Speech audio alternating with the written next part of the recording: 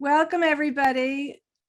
Welcome to Talking to Teens About Israel, an important conversation for us to be having right now, and brought on mostly by parents coming forward and saying they needed some help. So we welcome you here tonight. And I want to do some housekeeping first. First of all, we're going to have the chat open in the beginning. And in order for everybody to see your comments, you're going to have to go in and make sure it says panelists and attendees, which if you open up the chat, you'll see that there's a caret going down, and click on that and then click on panelists and attendees. And while you're in there, please let us know where your kids go to school and what grades they're in. So give us a little bit of an info to know who's on this call. We are also going to be having a Q&A at the end of the evening. And so what we request is that you put your questions into the Q&A. That feature is on the bottom to the right. I think after COVID, we all know that. And we have Ilanit, who has a 9th grader. We're so happy to have you here, Ilanit. And if other people could join in and put where their kids go to school and what grades they're in, that would be amazing. We heard from several parents of teens over the past few weeks who were struggling to connect with their teenage children about Israel. Most of us were struggling about this, so it's not just our teenagers, but in particular, the teenagers are having a really challenging time. Parents are concerned about what their teens are seeing on social media and hearing from friends, and they want to be a resource for their kids. So today we have assembled a panel of experts to help guide you through this challenging work. Welcome to our panelists, Suzanne Schneps. Dr. Suzanne Schneps is a clinical psychologist who works with children, teens, adults, and families. She speaks frequently about parenting teens. Recently, she has participated in several webinars for all age groups regarding coping with the pandemic. Hi, Suzanne. Oh, she's gone. Rabbi Josh Caruso has served Anshe Chesed Fairmount Temple since 2002. He is proud to teach, preach, pastor, and personally engage in the life of his synagogue community. In addition to social justice work, Rabbi Caruso is on the Temple's high school faculty, teaches informal and formal education, and has led numerous family congregational trips to Israel. He's the proud father of Harper, Asher, and Shana.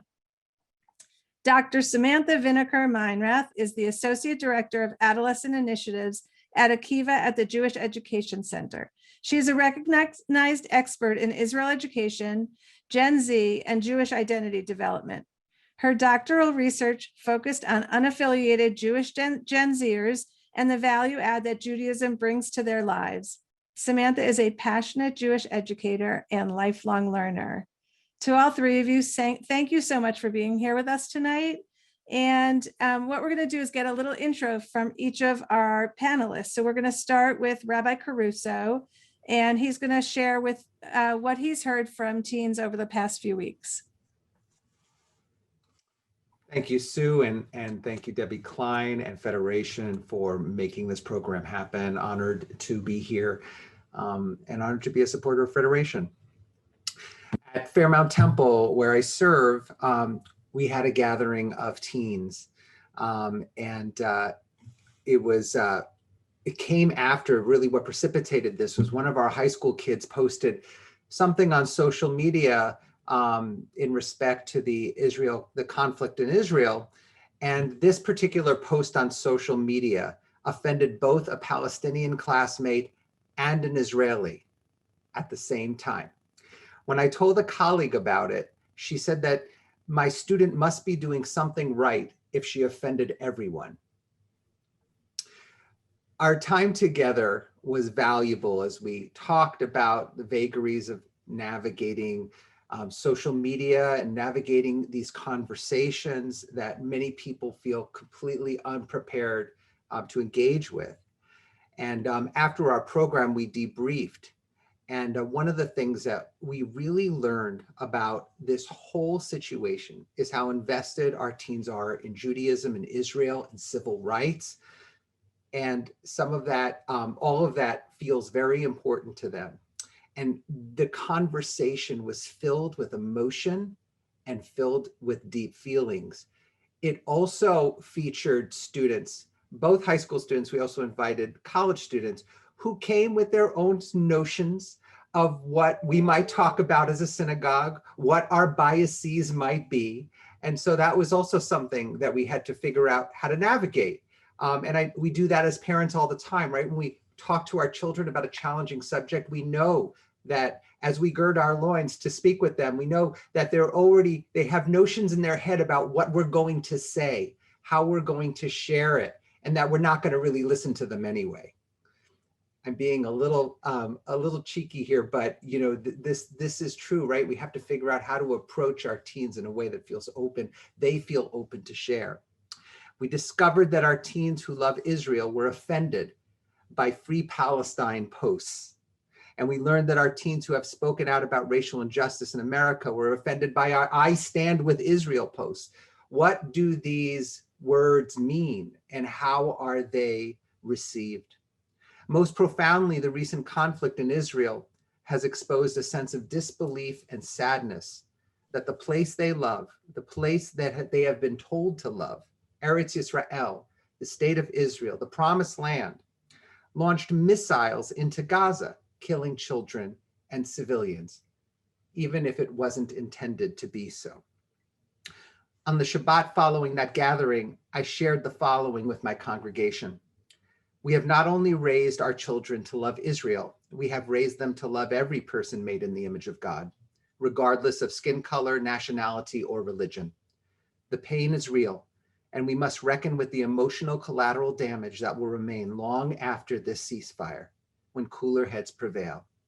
This moment is impacting how our young adults view the eternal homeland, the promised land, that they are supposed to love, even when military strikes destroy lives and tear apart families, and sow hatred for future generations. When disaster happens, the routine is for all the Jews to circle the wagons, rally for Israel, strive to once again to return to our Judaism. I said, I will circle the wagons with you. I will go to the rallies. I will continue to join my clergy colleagues and staff to nurture Judaism at our congregation. However, I concluded, there is real trauma out there, and it should not be pushed aside. We have proudly educated and inspired generations of beautiful Jews here. They want to stay Jewish, but they don't want to have to pick only one side. They reject the binary. And in short, I think that's a little bit of what we're dealing with. More to come. Yeah, that was a really good overview.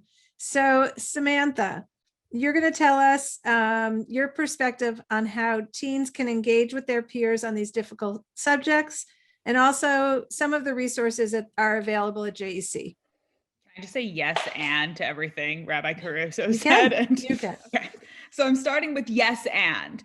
It is such a pleasure to be here with all of you tonight. I'm inspired by all the parents who have prioritized spending part of your evening this way with us, and of course by our federation for really spearheading this initiative. I'm just going to share a few things that have been said to me by high school students in this community over the last month. I know I'm supposed to care, but I don't actually know if I do. I unfollowed 30 people on Instagram this week for my mental health. I'm angry. I supported progressive causes for the last 2 years, but now everyone who I was an ally to isn't standing up for me. And I don't understand what we did wrong. I don't understand why everyone is so angry. And, I missed the final one. I don't understand why everyone is so angry. And the final one was, I know that I have white privilege in spite of all of this, and I don't know if it's appropriate to complain about anti-Semitism. So these are all things that have been said by high school students just to me in the last few weeks, and I'm sure everyone has heard different things from their teens, perhaps more of the same, perhaps more anger, more confusion, more just frustration of, I don't understand what happened. I posted a video on TikTok of myself baking challah because it's COVID and we've all started baking, and somehow that drew me into a debate about Israel and the Palestinian conflict, and I don't know what to do with that space. It's a lot. It's a lot for our teens, and for a lot of them, they are for possibly the first time really encountering what it means to be minorities for some of them, to see that the communities, particularly online, but also in person, that they would have thought were their own, may perhaps not be, and they're having different reactions. A post that went, I would say, Jewish viral, if we can use that phrase, on Twitter in the last few weeks said the following: there are two reactions to the status quo. Number one, let's drop all the public Jewy stuff and support for Israel. It's dangerous out there right now. And the other option is, I want a Magen David the size of a dinner plate to wear around my neck. And both of these are deeply legitimate for our teens. There are some who are saying, I want to be quiet. I posted something on Instagram and I got attacked in response and I didn't know how to respond. And I'm just kind of shutting down, holding back right now. And that fear is real and legitimate. The instinct to say loud and proud, and I am putting on my IDF t-shirt and my Jewish star, and at some point Federation this year gave out masks with an Israeli flag on them, and I'm wearing all of that, equally legitimate. We see that during the pandemic, a report came out from Springtide, which researches Jewish Gen Z and faith communities, that only 10% of Jewish Gen Zers, I'm sorry, not Jewish, of Gen Zers of any faith tradition, with Jews aligning with that, were reached out to by an adult from their faith communities in the last 15 months. We know that in Cleveland, we blow that statistic out of the water. Our teens have access to spaces and people who want to talk to them, who want to counsel them, who just want to hear what they have to say. And I want to just speak to a little bit of what the JEC is offering, because we so appreciate the parents being here tonight, but also really want to continue these conversations with our teens. So I put a link into the chat. It should go to everyone, to a landing page called Talking About Israel, which really just highlights the overall community effort that we are making, not just as the JEC, but in partnership with our congregations, with our youth movements, with the other Jewish outlets available in this diverse and robust community for our teens, to really focus on a triangular approach of content, connection, and open and safe spaces. We have heard from teens, they want content. They want to know when someone says there's a refugee crisis with the Palestinians, what does that mean? Did we do something wrong? They are seeing content as something potentially empowering to be able to not necessarily match someone fact for fact, because we can say opinions aren't necessarily changed based on I had more trivia than you did, but to be able to enter into a conversation and to know where they stand, to know the history beyond this one contextual moment in time, and to know what resources are out there if there's something that they are struggling with or questioning and want to learn more. So we're focusing on content, we're focusing on connection, personal relationship building, and meaning making with Israel. Many of you and your teens especially have connected with our community Shinshinim over the years and know what it is to have a personal relationship with someone in Israel and the human face it gives to a rather amorphous concept for many. And then this open space concept where we are inviting teens to come as they are, to bring their baggage, their questions, their angst, their disillusionment, their friends, Jewish and non-Jewish, and to have some ice cream with a trusted adult and have these conversations, and feel free to opt in as much as they want. On the website, there are current dates for future sessions that we have planned, but there's also contact info to say, we know that not everyone wants to come to a session. We know that not everyone has the same schedule, and there's the opportunity to connect, to call. I don't know if anyone makes phone calls, so we also put how to DM us on Instagram, so that way they don't actually have to even put a face to the name if they just really have an urgent question that they want answered right now. We are here for all of it, and we're really excited to open these spaces. Thank you. Thanks, Samantha. That's amazing. Suzanne, can you tell us about the social emotional concerns for our teens during this time? Well, first of all, I think everybody has given some great perspective so far, and that's been fascinating to hear. And thank you also to Federation. So I think the piece that we need to remember, I don't know, I was thinking just as they were, both Samantha and Rabbi Caruso were talking, it's kind of like, you know, the 4 children during Passover. We have different kids here that we're talking about. And both of them have stressed how we have to respect the differences between kids. So let's start with the fact that there will be the social emotional piece where this is my cause, and that fits very much with being a teen. And the cause may or may not be on the same page as a parent. And they want to have a lot of information, and they want to talk about it a great deal. And, you know, this is a moralistic stage of development. And though they can have tremendous insights into understanding things, there's also a piece of teens that becomes pretty black and white in how they see things. So we can have the teen that's on the same page as the parent, and we can have the teen that's on a different page. Both of them, it's what's key here is listening to them. The teens want to be listened to by their parents. They want to be heard. Then we have the teen that could care less. We haven't talked much about that one because that's not the one that we hear that much about sometimes. And we have to respect that too. They have other things on their mind. Their life is not about Israel. And right now, it's interesting. Yeah, if I have to participate. And they may be choosing to do that because they have other things that are predominantly part of their life, or they might be trying to irritate their parent, okay? Because remember, that's a big piece of being a teen. And then we have the last one, and this is the group that is hard sort of for a parent. They're the one that are seeing this totally and completely only through how it's affecting them, because, you know, being a teen is a little bit of a narcissistic period of time. And they were planning to go to Israel, and the trip's going great. And their parents saying, we're not so sure. They don't really care about all the details. They care about how this is affecting them. And they're furious with their parent that they are not being able to participate. And we need to understand that that's also part of being a teen and how they react to this particular crisis. So we have multiple ways that a teen can react. The final thing that I want to say is, because they're teens, we could have all 4 in the same, probably the same hour as possible, you know? They go from one place to another. And this doesn't mean that they have any serious psychological issues. It means they're a normal teen and they're just all over the place. Kind of a relief and kind of awful at the same time. Thank you, Suzanne.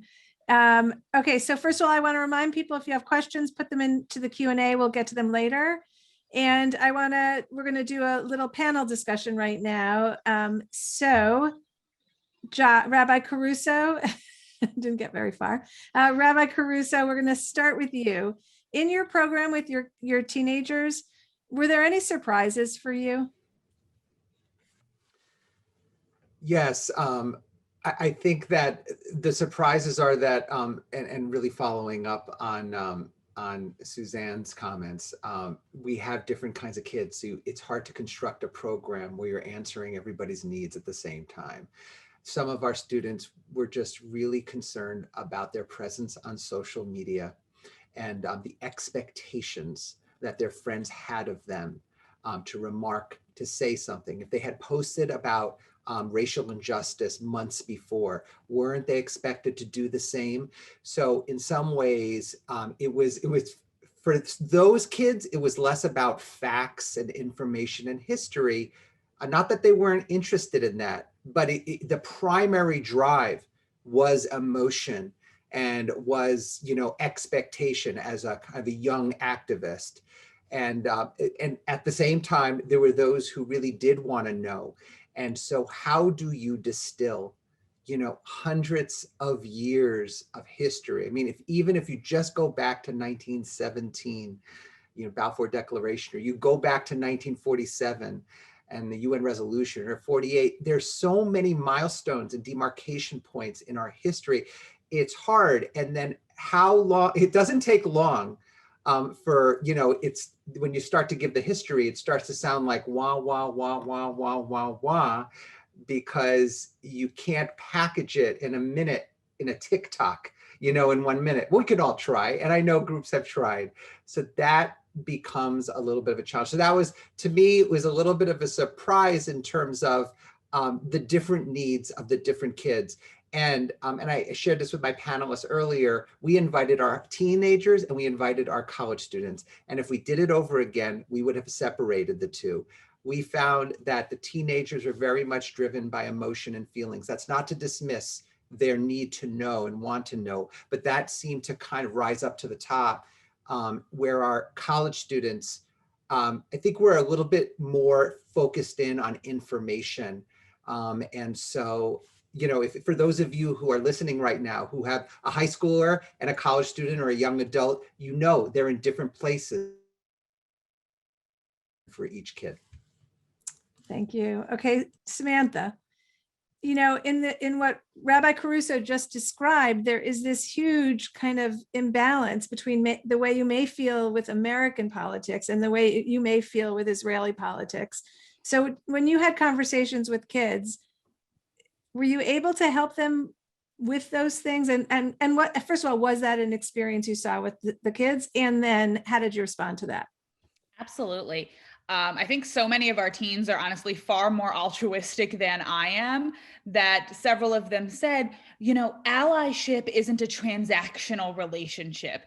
And if I stood up for someone else and they don't stand up for me right now, that like they shouldn't have to, and I should still stand up for them if that's the right thing to do. And I'm sitting here like, wow, you're really mature, because I could say that I, had some twinges of, if I stood up for you on a domestic issue and we have shared values across the board, there's very much a dissonance of how do we then grapple with this this overall concept of Israel, and of really how we compare apples and oranges in many ways.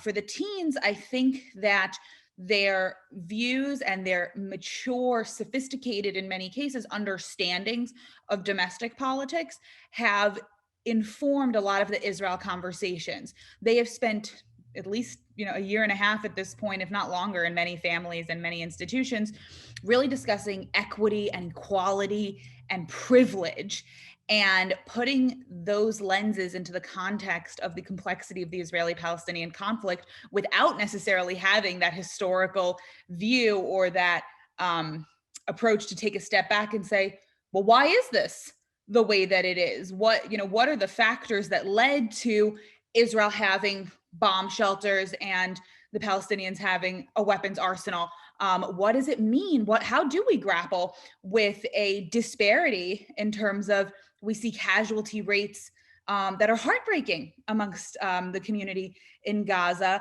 and we see that the numbers are low in Israel, thank goodness. But then there's these amazing things coming out on social media saying Jews won't apologize for not dying more to make it equal or equitable, and that resonates. There's so many features coming in as you keep scrolling, particularly on social media, and the teens having to figure out, I agree with, it's I think Fiddler on the Roof, where it's like, he's right and he's right, and they can't both be right. They can equally say, my progressive, in many cases, values tell me I'm supposed to care about the underdog, but also I don't know who the underdog is in this case. And I know what I feel a personal affinity towards, or a personal disillusionment and just disenchantment, and I expect more from one party than the other. And there's a great deal of complexity in those conversations. And I think particularly when it comes to how teens engage in meaning making,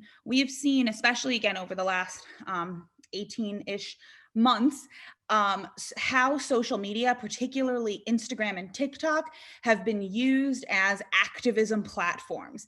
And the teens especially deeply resonate with that when it comes to a means of self-expression. What it meant a year ago to turn your screen black, they did that now we can have a whole conversation. I'm happy to speak offline to anyone about armchair activism and what does it mean if you turn your screen black and didn't do anything else separate.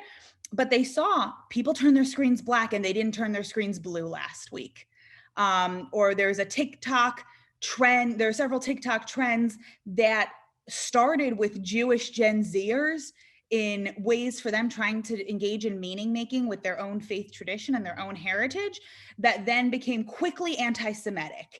And an example that comes to mind is a year ago, I think it was about a year ago, there was a series of videos created on TikTok that had the hashtag, "If I died in the Holocaust."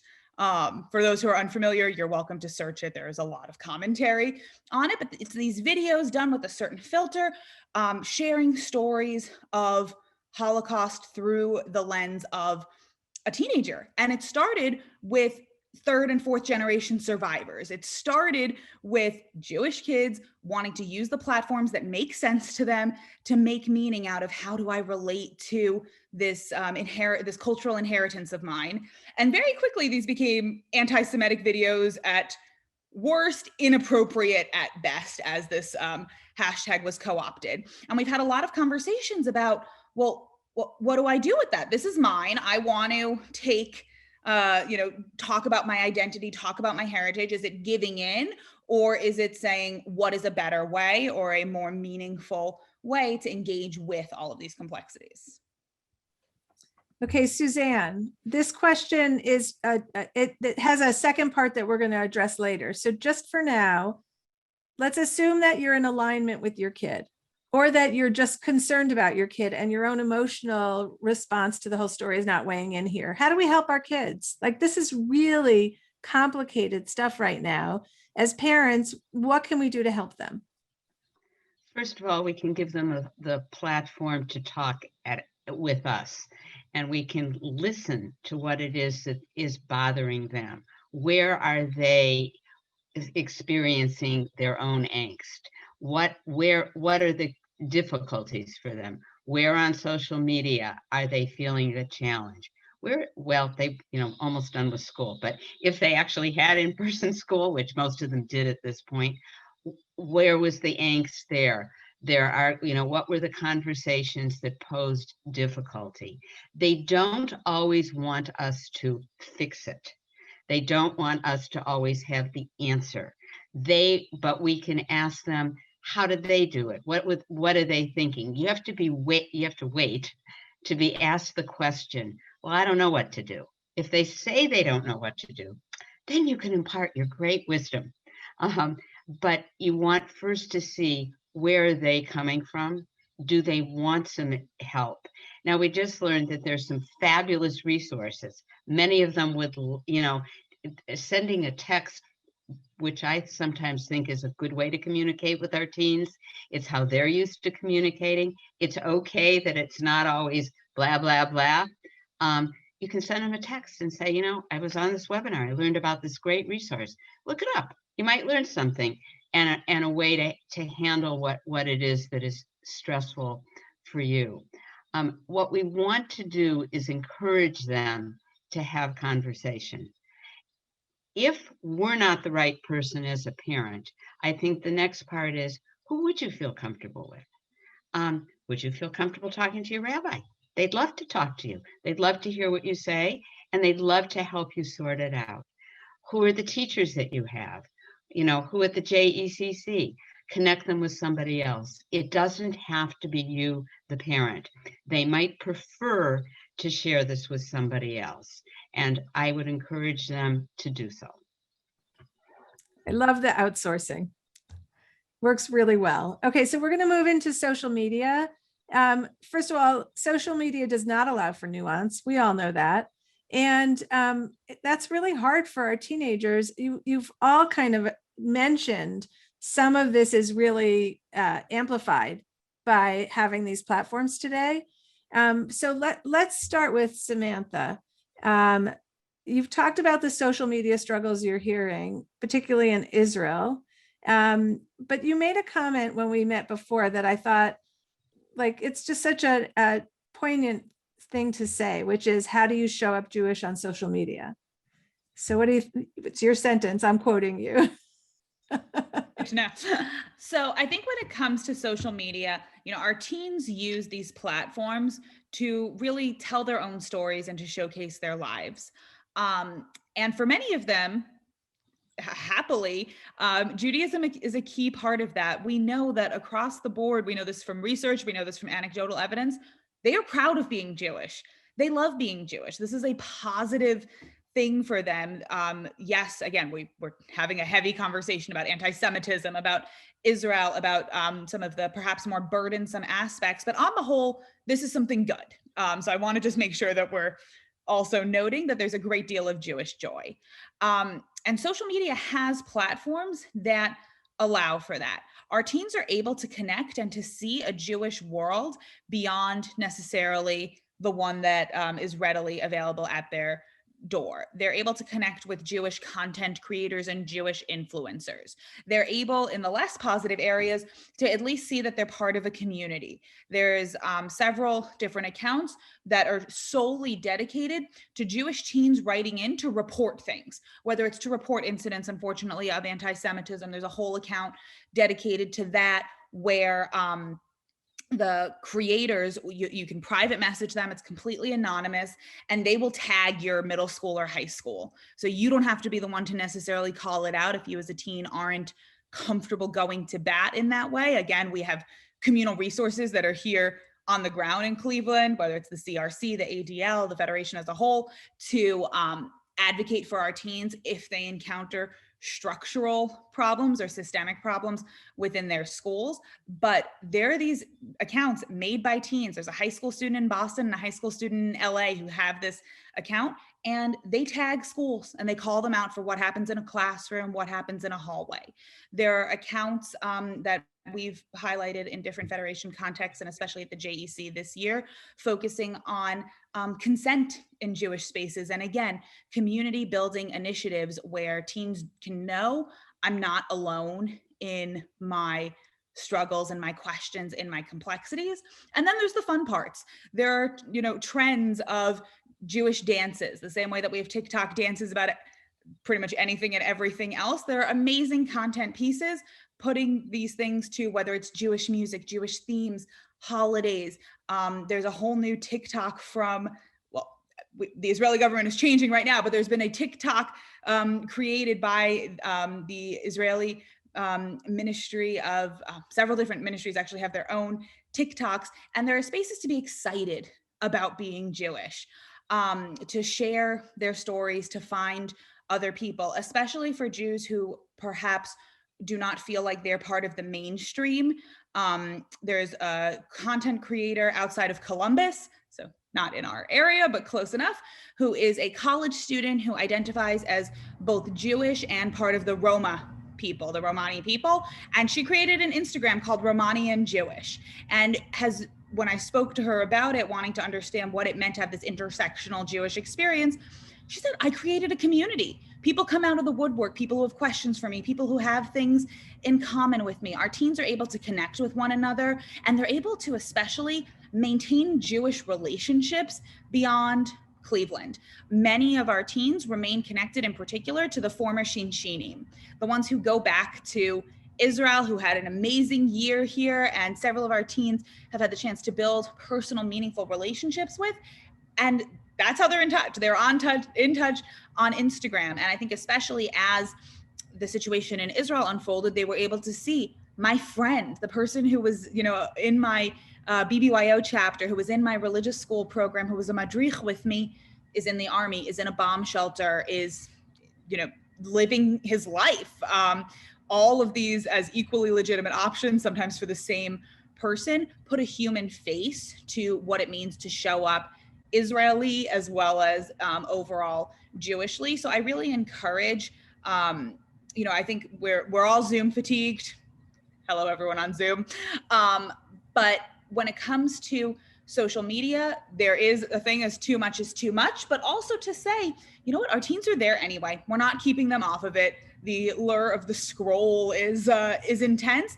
And how do we use that as a Jewish space, a space for Jewish journeys. I'm happy to give recommendations of really just interesting, insightful accounts to follow, and also to make the suggestion of ask your teens what they're seeing, Jewishly that's compelling for them, not just, don't ask to scroll their feeds. That feels, or Suzanne can say if you should ask that or not, but specifically, what are the Jewish things that they're seeing? I think it's a really interesting question.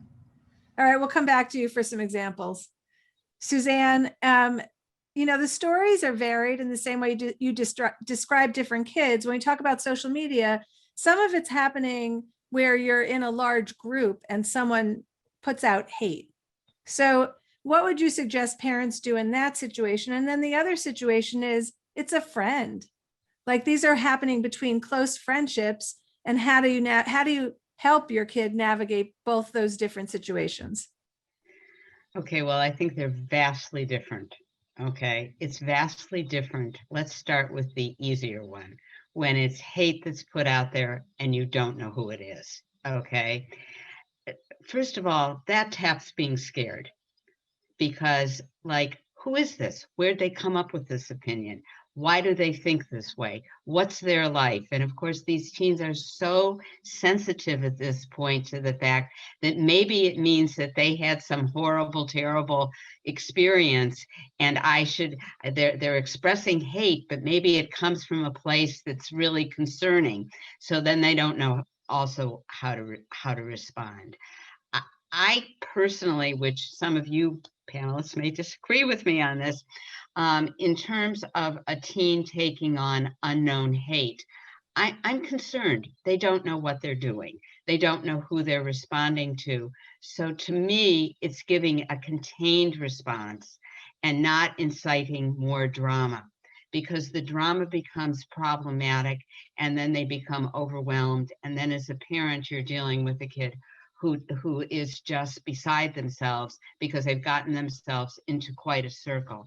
So it's I would encourage them and a parent to say, let's come up with a way to respond so that you've responded. But we don't need to encourage and incite more drama. Some of the people that are responding with hate are looking just for that. They want the drama.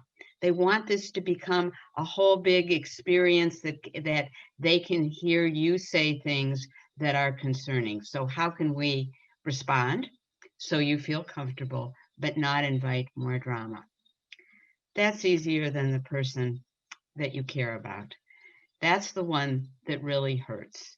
So first of all, the thing that I have heard from several teens is that they've gotten responses from friends about, and they have another friend who's in a bomb shelter. And we haven't talked about the fact that some of these teens are really scared for their friends.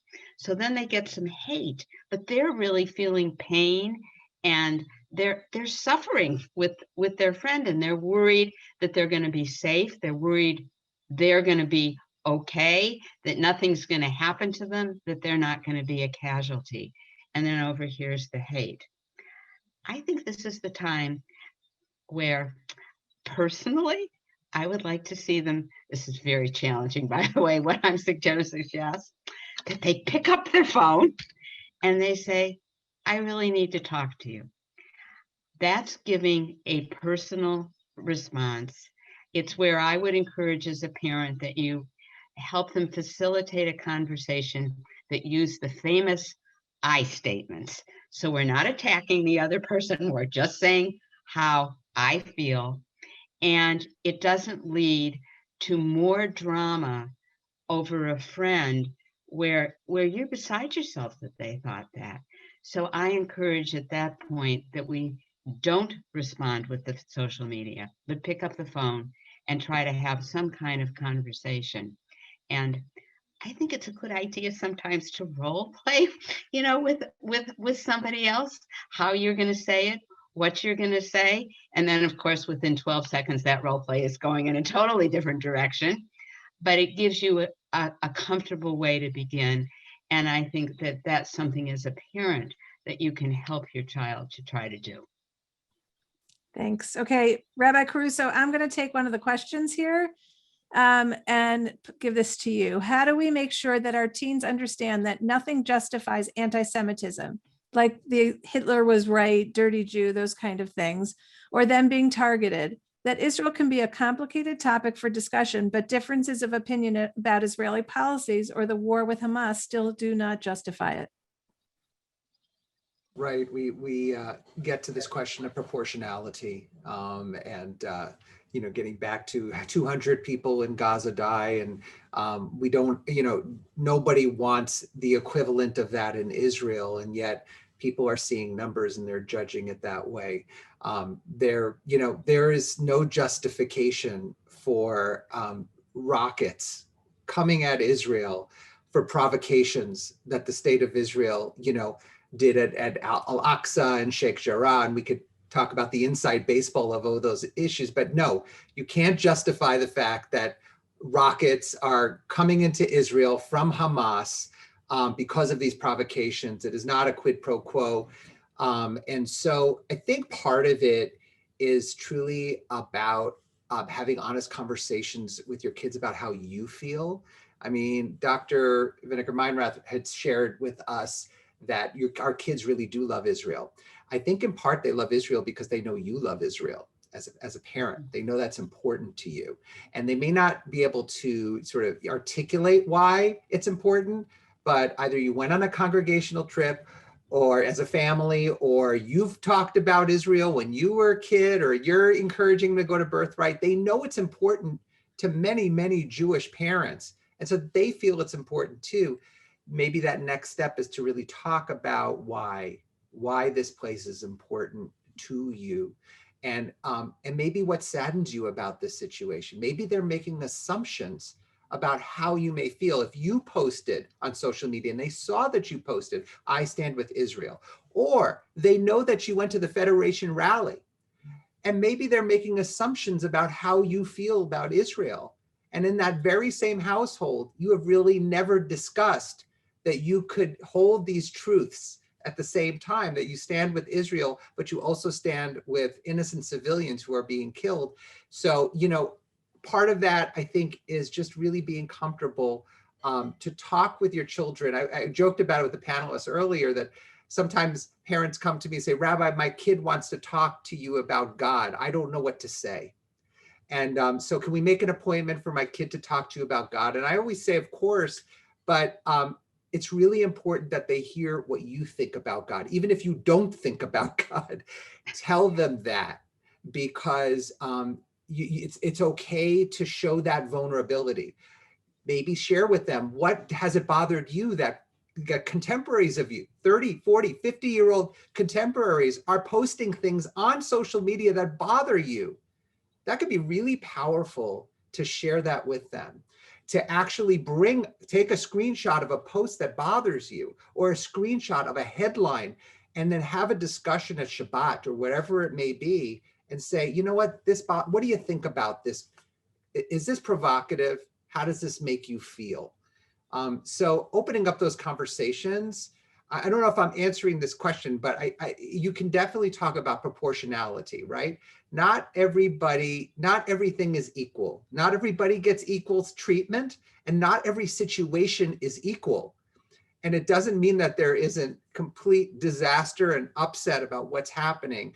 But if we can move away from the sort of the binary and look at the nuance, maybe we take everything from a case by case. So more conversations. So with that, the person who asked that question, just to be able to say, "I'm struggling. This is how I'm feeling. I don't want you to feel this way, but I feel like you may.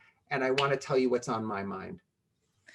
Thank you. Samantha, let's add on to that question and focus on just the homegrown anti-Semitism we're seeing and the experiences that our kids are having. Even they might actually align themselves with something different in Israel, but they're walking, either way, whatever it is, they are walking around. And like you said, some people are like, "I'm going to wear the biggest," and some people are saying, I'm scared. I want to diminish my Jewishness because I'm scared right now. So how do we talk to our kids and instill, "You're right. You have a right to be Jewish. This is not acceptable"? Sure. So I think the first thing is to say anti-Semitism right now, unfortunately, is deeply pervasive. Over the course of a 1 week period during the month of May, over 17,000 individual Twitter users tweeted some iteration of the phrase Hitler was right. That is classic anti-Semitism. That is not nuanced. There's not room for a gray area conversation of what does it mean to support Israel. That is an unacceptable reality of the world that we are living in. I think for a lot of our teens, it's really challenging to even identify anti-Semitism because they know, classic, they know if a swastika is, God forbid, painted on their locker, on their notebook, on the side of a building, we all can say that counts. That was anti-Semitism.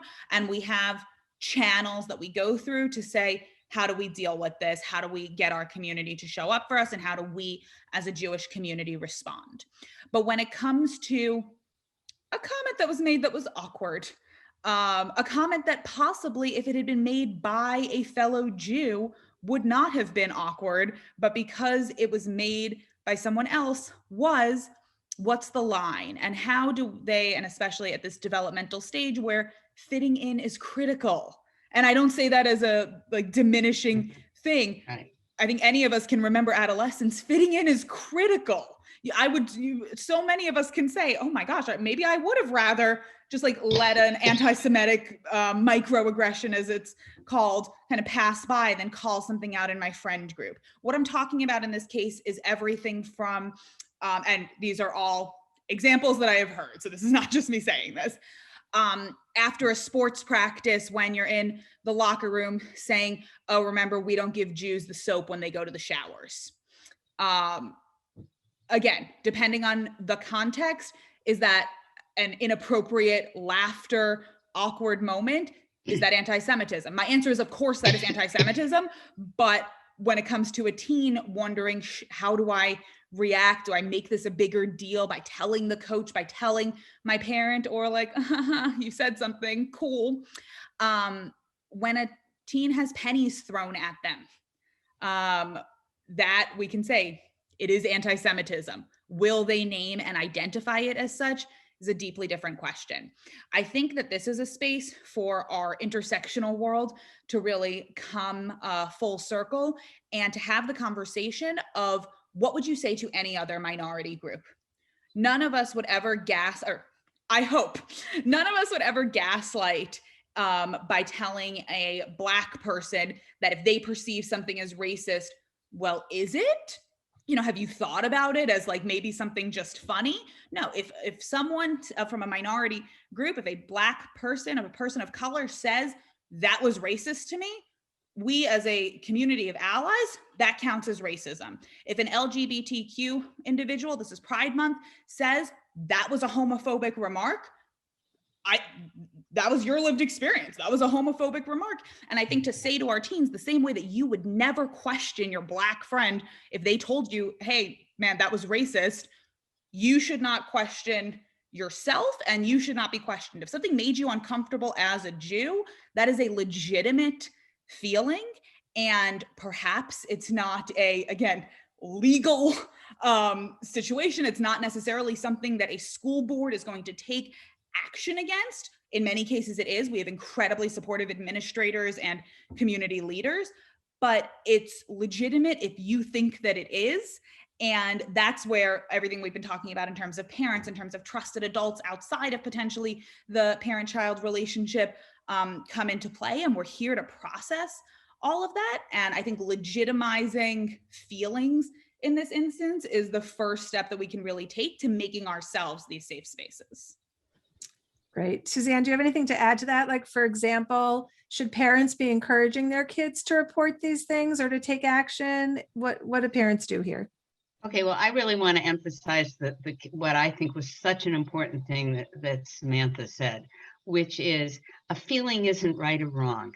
And it isn't right or wrong if you're Black, and it isn't right or wrong if you're Jewish.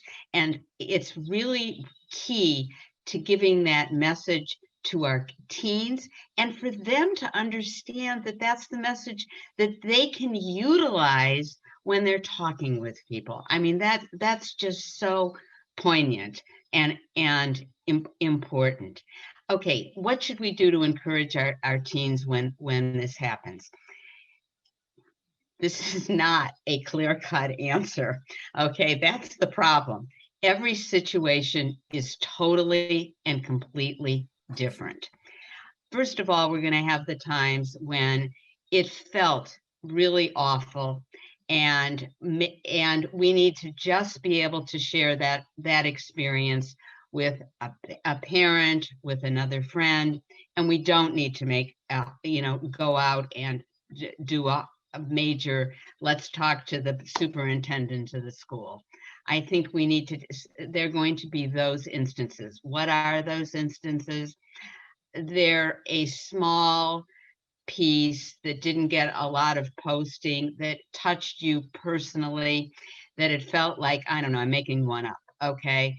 I don't know that that's such a great Jewish star that you're wearing. Well, I don't know, that might just be they don't like the jewelry. I don't know. It's not the kindest thing, but I don't think we need to create a major thing over it. On the other hand, it is not okay that we allow our children to feel that they do not need to stand up against anti-Semitism. And they do need to. And we need to talk about who in the school can you go to, who can you talk to, and who's the right person to provide some opportunity.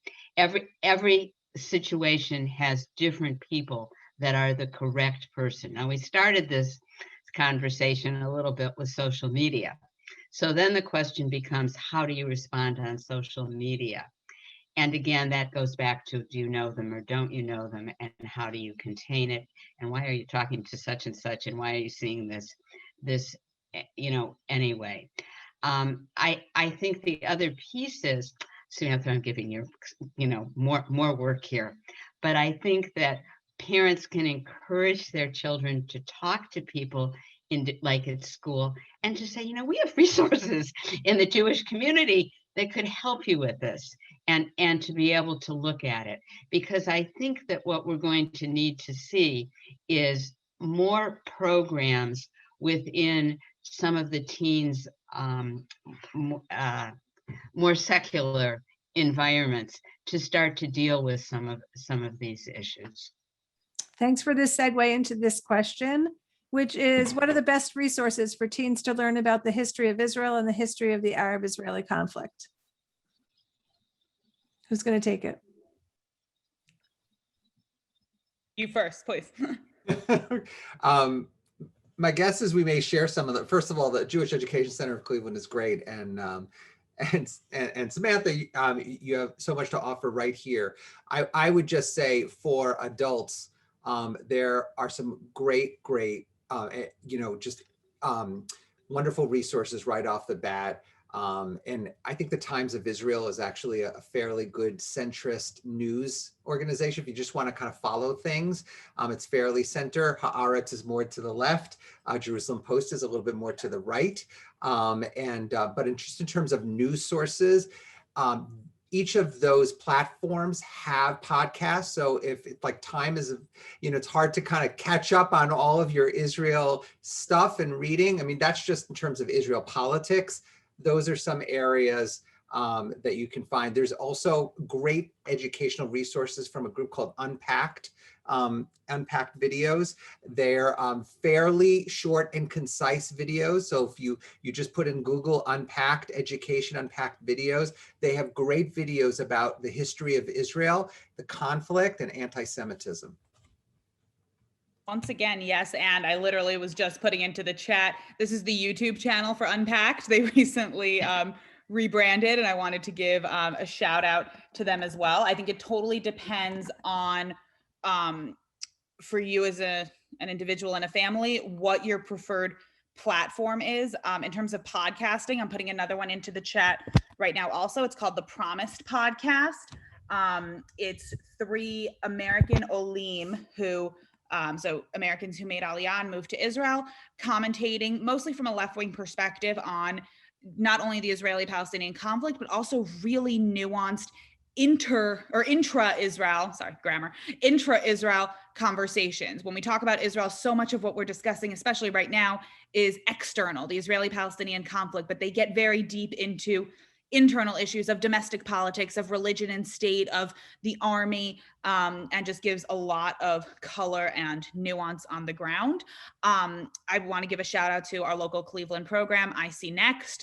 This year it's open to 11th and 12th graders to go through really a year of immersive Israel study, learning history, Zionism, current events, politics, and then going to Israel as part of that program, which my colleagues at Akiva are amazingly running for the community. And I also want to just, I'm going to put in the chat as soon as I find the link, a reading list as well that just has different books for those who are interested from a variety of perspectives. And also to say, again, really honing in on like the individual connection piece. The best conversation that I've had professionally, socially, I think with anyone in the last 2 weeks was with a high school junior who wanted to have a conversation because he wanted to understand the refugee crisis in Israel and what is this deal with the Palestinian refugees. And he and I went to Mitchell's and we had that conversation. And so it's probably immodest to say human capital. We are also here as these resources to unpack, to have one-on-one book club time and article time and really explore these conversations. Samantha, how does somebody reach out if they want to speak with you, if their teen is interested? So the original link that I put in the chat had all of our contact info as well as coming dates, but I'm also just putting my email. I'll even put my cell also. Anyone who wants to talk to me, they can also DM me on Instagram. Okay, and we are going to be sending all of these You'll have resources it all. out to you afterwards. So you don't have to be taking notes or clicking on links right now. You'll get all these resources. I want to end with stories of parents and teens not aligning in their perspectives, and just kind of talking a little bit about what does that look like. So Samantha, you talked about what is your bias, and being open about that. What does that mean between a parent and a child when they're having a conversation? Sure. Teenager. So I think what's so important for any of us to enter into a conversation about Israel, about anti-Semitism, about our Jewish identities in any capacity is to not come in saying, I'm leaving my bias at the door, or I have an expectation that you will, or that this is going to be a totally balanced conversation, because it's not. Some of the teens who I have spoken with have said, I don't understand, like this person isn't unbiased. And I was like, yeah, me too, but I'm nice. So hopefully, for many of the teens, bias is bad. And I don't think bias is bad. I think bias is a reality. That anytime I sit down with your teen and talk about Israel, the first thing they're going to hear is exactly where I am coming from, because I think that's the only fair and authentic way to enter into that conversation. What that might look like for me, depending on how much time we have. I grew up with an Israeli father and an American mother. I came of age during the Second Intifada, and I remember I went to Israel to visit my grandma and grandpa the way that other people went to Florida to visit theirs. And when I was a child and these bus bombings were happening, my friend's mom called my mom because my friend had told her parent that I was going to Israel, and this parent was like horrified that my parents were so neglectful in putting us in danger. And I became this tiny Hasbara activist explaining that Israel is an amazing place. Israel is where I can be the best version of myself. Israel is where my New York Jewish parents, who wouldn't let me cross the street in middle school by myself in New York, would put me on a bus by myself to go to the beach without a cell phone and just hope that eventually I would come back in Israel. But at the same time, I've lived in Israel for years. I will tell you exactly how I voted each of those times and my feelings about why. And I am a Zionist. Israel is everything to me. At the same time, I am a Jewish woman who is currently wearing pants, and where my Judaism is able to be expressed best is in the United States. And I have deep internal conflicts about what it means to live Jewishly. I have an Israeli husband myself. I will go into all of my nuances and say, that is what I'm coming to this conversation with. I am coming with a deep belief in my right as a Jew and the right of the Jewish people to self-determination in the land of Israel. I am also coming as a realist who can say there is another population that has deep emotional attachments to this land, and with a sadness in a Yossi Klein Halevi way. He writes about this in the book Letters to My Palestinian Neighbor, to say, I own this, I want all of this, but I understand that that can't be. And when we enter into this conversation, you shouldn't think that I am unbiased. You should know I have a lot coming into this, but I am able to have a nuanced conversation. I am informed, I have my perspective, and I'm so excited to learn yours. And I think when it comes to talking to teens about Israel, I would encourage each of the parents on this call, each of the caregivers on this call, to think about what it would mean for you to do your own emotional Israel brain dump. Did you go to Israel for a gap year when you were 18 and it changed your life, but you haven't gone to Israel as a family yet? It hasn't factored in, and perhaps there's embarrassment, tension to say, oh my gosh, my kid doesn't have a personal relationship with Israel. Is it too late? Maybe you're having issues and saying, oh my gosh, I know I'm supposed to care, but we have a global pandemic. We have a lot of problems in America. How do I prioritize caring about Israel? And I'm feeling like that's low on my agenda right now. Maybe you're going to say, wherever I stand with Israel, and all this stuff that Samantha is saying, that is internal dirty laundry that we should not be talking about, and we need to stand in solidarity. I have no objection to any of these statements, but I think entering into a space with your teen where you can say, this is my baggage. I'm going to unpack it in front of you. And then they will have that vulnerability, more so to do the same than if any of us, myself included, came in saying, I'm an authority figure and I have what to tell you. That's great. Okay, I'm going to move on to Josh, Rabbi Caruso.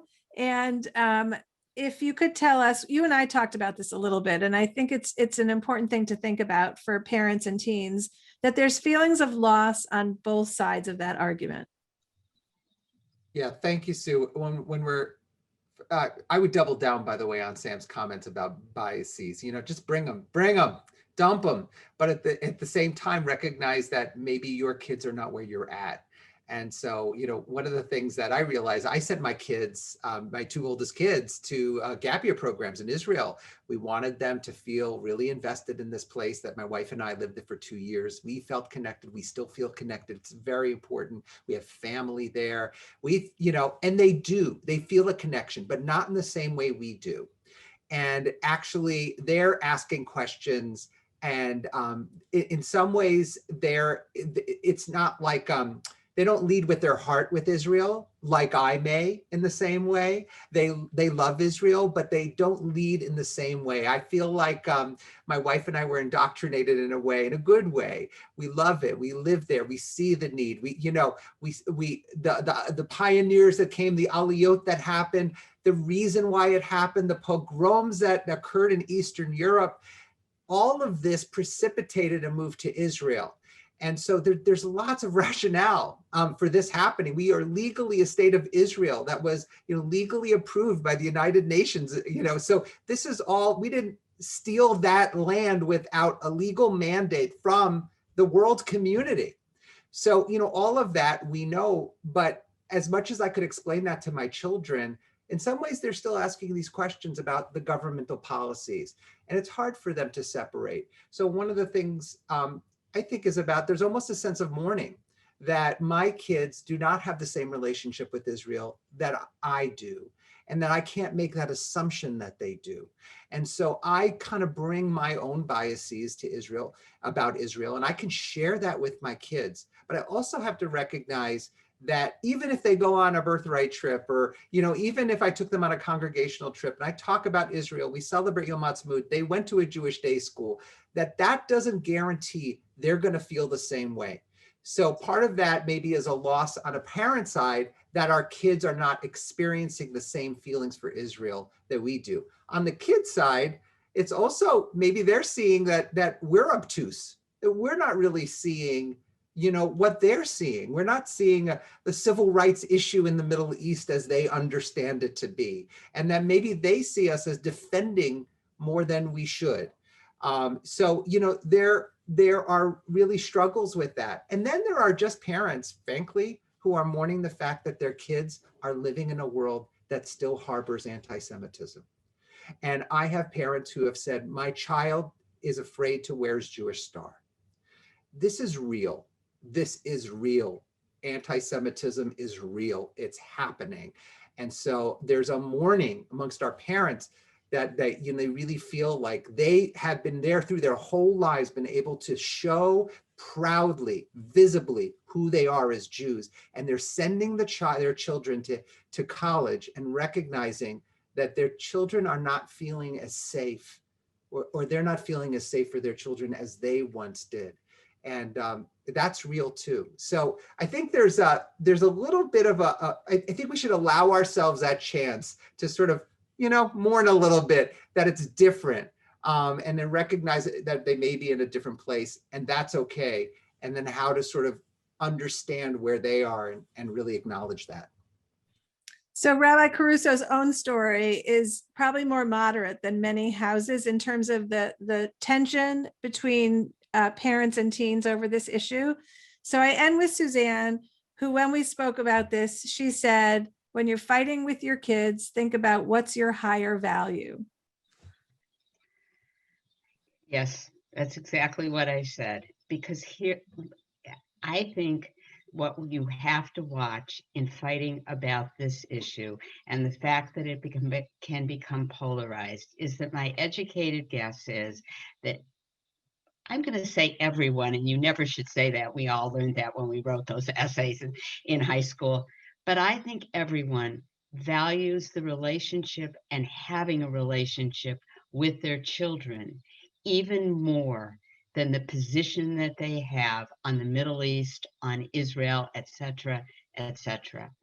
I think that one of the saddest phone calls that I had during the pandemic, which was the parent that reached out that their child was no longer speaking to them, would have no contact with them regarding the conversations that they had had regarding the election. You don't want that to happen. How do you agree to disagree? You feel passionately, they feel passionately. So the first thing is to be sure to say the most important thing to you is that you love your child. You love them probably unconditionally, and that's your highest value. And that we all take values, and yes, you feel passionately about your position, which could be different than theirs, and you respect, and that's the hard part, that you respect that they have a totally different and passionate response. But you do not want this to become the dividing piece between you. You want a chance to listen. You hope they will listen. Probably shouldn't they're not that interested in listening to you, but you can listen to them, because that's, again, being a teen. But I think it's imperative that you put out there what your highest value is. And this is important to you. You care deeply about it. And, engaging in this conversation, it makes me think, I have lots of things I want to say to people that I didn't even know that I wanted to say. And just to go a little bit this way, we've talked a little bit, and it occurs to me that sharing with your child experiences that you might have had. Rabbi Caruso, you mentioned that, wearing the Jewish star, and how do you feel? And it took me right back to my very first day of going to college. And those were the days where you wore a Jewish star, because basically what it said is, I want to meet a Jewish husband.